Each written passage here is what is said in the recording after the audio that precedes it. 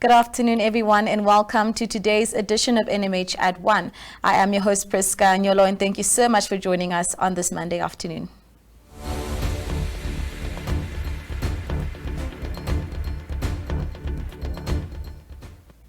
In the headlines today, besides all dailies leading with President Hage Geingoob's statements following the start of SWAPO's election campaign over the weekend, Namibia Wildlife Resorts Limited announced that it has begun a voluntary separation exercise as part of its cost-cutting plans. In Ongwediva, NamWater said on Saturday that they would send out trucks at different times of the day to provide water directly to sensitive areas such as hospitals and schools in the Oshana, Ohangwena and Oshikoto regions. This follows after NamWater's announcement that these regions will be under water supply interruption until the end of the week due to the company's pumps at Kalek Dam in Angola that broke down a week ago.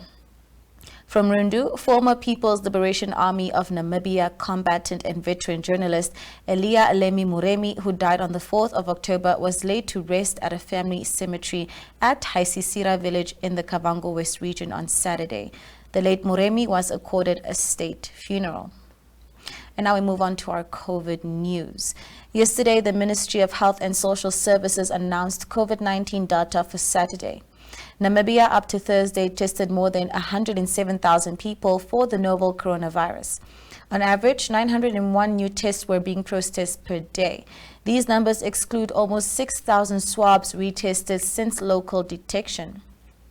With 10,422 out of 12,293 confirmed cases cleared, the country's recovery rate increased slightly to 85%. The fatality rate remains at 1.07%. 3 new deaths were reported over the 7 days up to Saturday.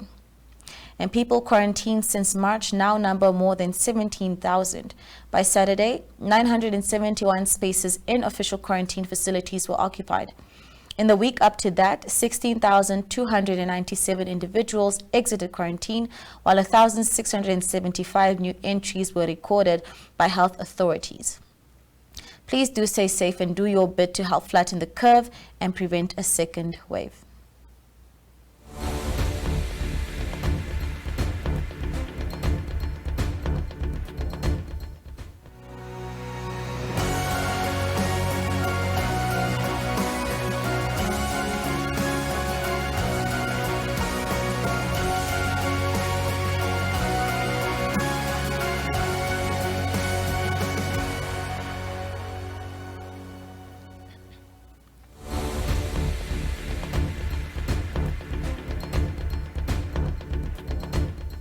And now we move on to our video inserts for today. In our first video, Sakaria Kandenge of Eshisha Community Development Trust, who recently applied for and was granted a fishing quota, says the allocation is too small and the fishing season too short for it to operate successfully. Do take a look.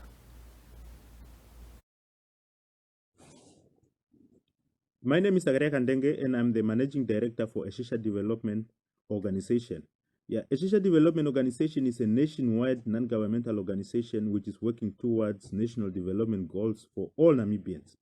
We are in all the regions. And I would like to state it here that we have been some of the participants in the previous hosted government objective fishing quotas which have happened recently. And we happen also to be some of the successful bidders based on the bidding price that we have pledged. And unfortunately, even though we were successful, we can clearly state it here that the quota which have been allocated to us is quite little according to the players in the fishing industries who would have otherwise could have helped us with a fishing vessel to go and catch the fish in the Namibian Sea. Because once you get the fishing right, you now need the license to go and catch it. And then when you get the license, you need a vessel. Unfortunately, we've got everything. We've got the right and the license. But unfortunately, we do not have a vessel.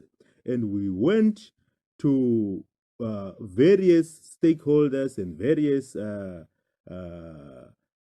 moguls and gurus and in the industry, in the fishing industries, and most of them have advised us that the fishing rights, the quota that have been allocated to us, which is 5 metric tons for horse mackerel, maspangal, which is at the binding price that we have pledged, which we have pledged actually due to the lack of information which have been given either by the ministry or other role players during the time, because the time that have been given for any company to plan prior to the fishing quotas, it have been inadequate. So we have decided, okay, since we do not have a vessel, we have to ask the people who are having vessels, the vessel owners, and the vessel owners are saying the fishing quotas that have been allocated by the ministry is too little for any business. So we went to the minister on the 14th of September. We wrote a letter to the minister with a recommendation that we have been given by the players in the fishing industry, at least for the minister to increase a little bit, to increase our quota allocation, in putting into consideration the fact that we have invested quite a large amount of money into these fishing quotas. So the recommendation number one is to increase a little bit, increase in the value of the money that we have invested in this fishing auction. And this is something which is recommended by the fishing vessels owners or fishing company owners who are already established in the industry. A group of community members in Ocho's informal settlement held a protest on Friday. The group, led by Kwes Mazenge, demanded that the regional council and municipality attend to their call for decent toilets. Regional Councillor Johannes Antino referred the group to the municipality, where they were met by Chief Executive Joseph Ureb. The CEO advised the group to go back and write a letter, a request which did not sit well with the protesters, who handed over a petition in April last year already, and to which no response was received. Our program is to go to municipality. I think that's where you can get the right answer directly, or other than me going there, get the feedback and call you again.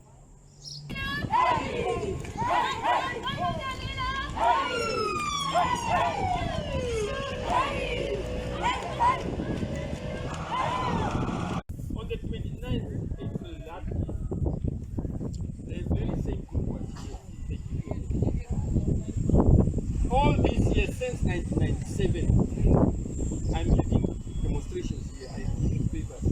I've never received any feedback from the office. Every day you will tell us, it's okay, we got the paper, we'll come back to you. Come back to you since 1997. The office will never give you answers. And we go to the office. 4 to 5 months ago, we asked for a paper. Every day you will tell me tomorrow I'm having the workshop and all. So we don't get answers. Now, why are we here while we are demonstrating without petition? Why should we give petition? Go back, write a letter, make appointment, and I will come back with a date. Next year. Even next year. It does not come from me. It does not come from me. If he can say next year before I say, then it's good if he wants next year. Make appointment with the office of the mayor and with the councillors. You can sit with them around the table. You have elected them. But it's not a way that we have to contact each other. You cannot just come up here. I have not been informed of any demonstration except from the side of the police. I am not a right person to give you answer.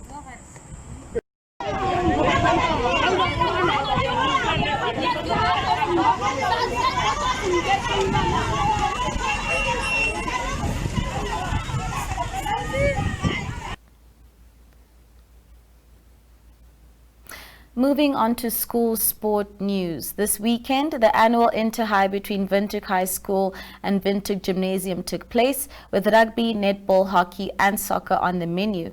Both schools showed great sportsmanship throughout and were very excited to finally take to the field again. Enzo Amwele captured some of the highlights.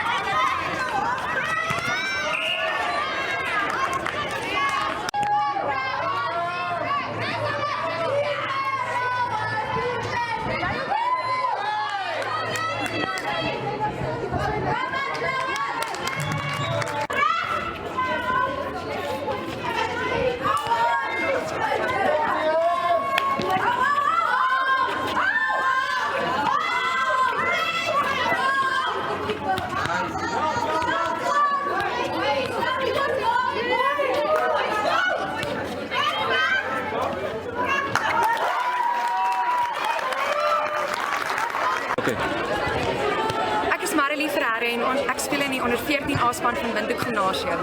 Ons het 'n goeie game gespeel en baie geluk aan DAS ook wat ook baie goed gespeel het. Ons het gelukkig gewen en ons beste gegee en ons harte uitgespeel. Baie geluk aan almal en sterkte vir al die ander spanne. Mooi gemens. Hallo, ek is Marnide Tooi en ek wil net eerstens sê baie dankie vir Gim dat ons hier kan speel. Dit was flippend lekker. Ek love netbal. Ek doen nie netbal speel, ek speel netbal. Dis baie lekker. Baie dankie dat ons hier geleentheid gehad het om te speel. Ja, miskien een farmer van de voorschool. Dit was een baie uitstekende game, baie lekker. De boys het vandaag, daar is een paar graad 11 en 12 wat hulle se afsluiting van voorschool rugby hier vandaag geëindig het op hierdie veld. Baie dankie sê vir die toeskouers op die gimnasium. En nou is Francis Swanepoel. Die game was baie hard, warm. Almal het moe geword, maar almal het gewys hulle het die game geniet. En graad 12 wat hulle laaste games gespeel het, sê vir elkeen dankie. Ja.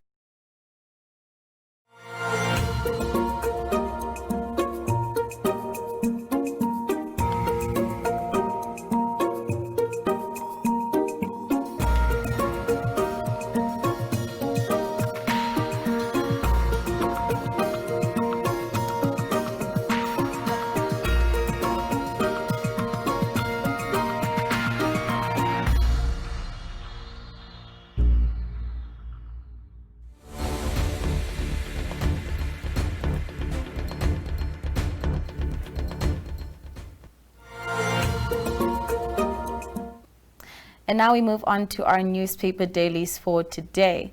The Algemeine Zeitung leads with President Hage Geingobb's statement on how he observed with concern that white Namibians had registered in large numbers. for the upcoming elections and that they plan on not voting for SWAPO. Also, a dramatic image of how fire continues to ravage the Etosha National Park. As with the other dailies, Namibian Sun also leads with how President Geinkop's attack on whites has been condemned, as well as a report that employees of the roads contractor company continue to be paid from the government's contingency fund until a decision has been made on the future status of the company. Also on the front page of the Republican, political commentators react to President Geinkop's statements about white voters and a stunning image of South African singer Lira, who has been chosen as brand ambassador for Namibia. Leading the Namibian today, the PDM says it will file a complaint with the Ombudsman against President Hage Geinkop for his so-called threatening and intimidating hate speech against white Namibians, along with tourism umbrella organization FNATA, defending the decision to choose SA songstress Lira as international tourism ambassador for Namibia. The New Era reports that President Hage Geinkop has implored SWAPO members to leave no stone unturned in campaigning for the upcoming regional council and local authority elections, along with a report on how government plans to fast-track the rehiring of over 1,000 fishermen who lost their jobs during an illegal strike in 2015. And from inside the dailies, inside the AZ, the report on how scientists and marine biologists are concerned about the thousands of female Cape fur seals that have been aborting fetuses. The Republican reports on how 4 tons of dried fish along with masses of fish nets have been confiscated at the Swakopmund Dam outside Okahanja.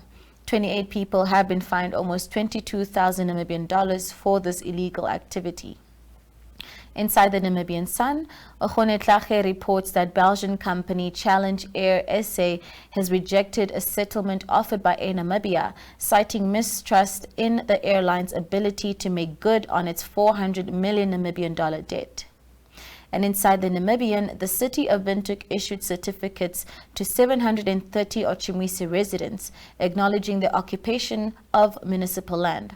While inside the New Era, Roland Ruth reports that Grant Noble and Dina Azar, the accused in a cocaine bust case worth 206 million Namibian dollars, appeared in the Windhoek High Court last week. The case has been postponed to the 19th of November for another pre-trial hearing. And in all 3 today's NMH dailies is this week's edition of Sports Wrap, featuring coverage on the inter-high between VHS and Windhoek Gymnasium, exciting athletics, and lots of other sports coverage. Let's go for a quick ad and we'll be right back with the interview for today.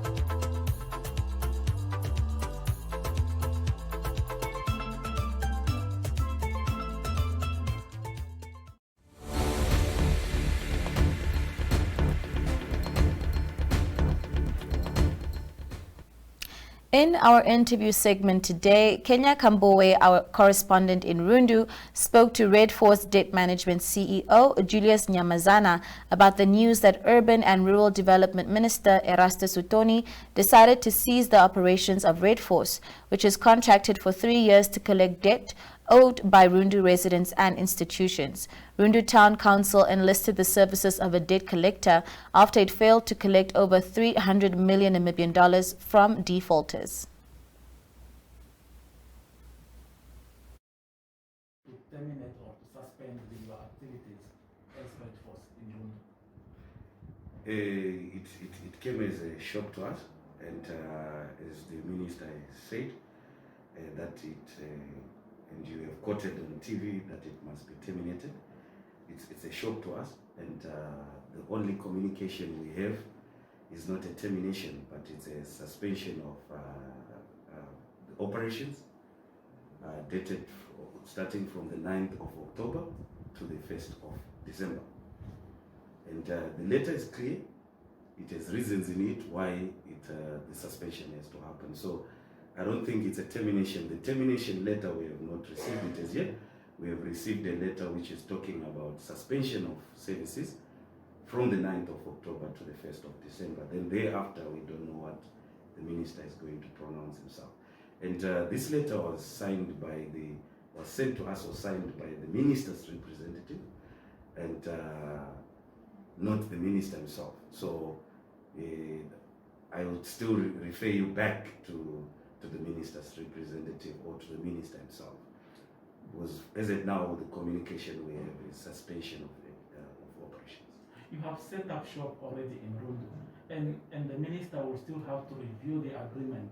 What more if the minister comes to a conclusion that this agreement should not stand, because he still has to take it to the AG. So if he comes with the response that yes, it should be terminated completely, not only suspension. Now, what action will you take? How do you see that? Okay, so I cannot answer as it say of something that I have not received. So is it now, the letter is so clear of what needs to happen before, during the suspension period. So during the suspension period, there are things that are supposed to happen in-house at the town council. And us in town council, we are one. So those things, they are supposed to happen with town council. And the letter is pointing out the contents. So I still stand that there is no way the minister would come and terminate it completely. Because the reasons of terminating it completely, they are not there. The procurement process was followed.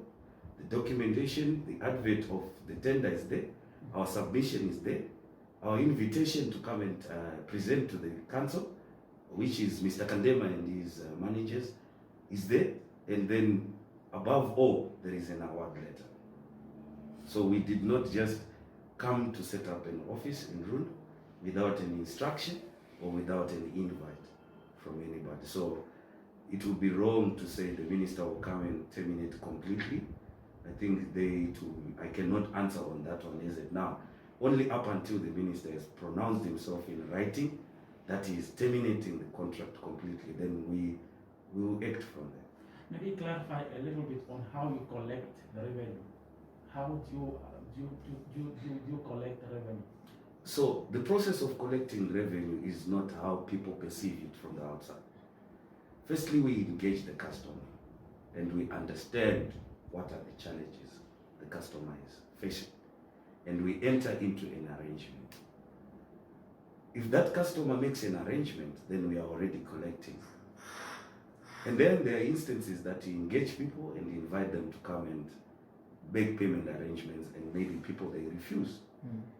Then obviously from there, you start sending correspondences to them, from notices, from final letters of demand, and up until maybe you go to blacklisting on ITC. And then that is the pre-litigation process altogether. And then we don't have the mandate, or we don't, as debt collectors, have the right to repossess anybody's property, like we have seen in newspapers. Because we are not lawyers, you need a court order to do that. So I feel like on the side of the news reporters or the newspapers, they always give the wrong impression to the public. And particularly for the mic, yes. And particularly seeing as to the challenging times that we are in, especially where we are coming from, the approach is very soft, in the sense that while we are sensitizing what we want to do, while we of course want to deliver in terms of our mandate with council. So what we are extending to the public is an invitation to come, let's talk about your dues vis-a-vis how you are going to settle it. It's not threats, it's not bombarding, and those that have received such an invitation can attest to it. Okay. My question is based on on what I've observed. I can see you have employed a number of people, you have put up an office here in Rundu. With this 2-month suspension, how is there any arrangement with town council as to where funds will come from to maintain your employees and this property in terms of rental and all that? That's my first question. Yeah, as Red Force, it's Rundu Town Council which invited us here. Yes. And as you can see, the setup has been done and 21 employees have been employed. During the suspension, the letter is just ending on the issue of notifying us that we have to suspend operations. And it's notifying us when the suspension is ending, as I have indicated that it's 1 December. Yes. So there has been no communication from Town Council as yet to indicate what are going to be the implications. But that's it for today, folks. Stay out of the sun if you can, because the weather is blistering almost countrywide. And for more detailed reports, stay tuned for the weather. I'll see you again tomorrow, same time, same place. Goodbye.